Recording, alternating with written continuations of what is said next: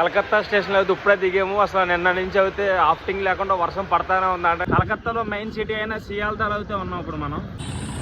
Calcutta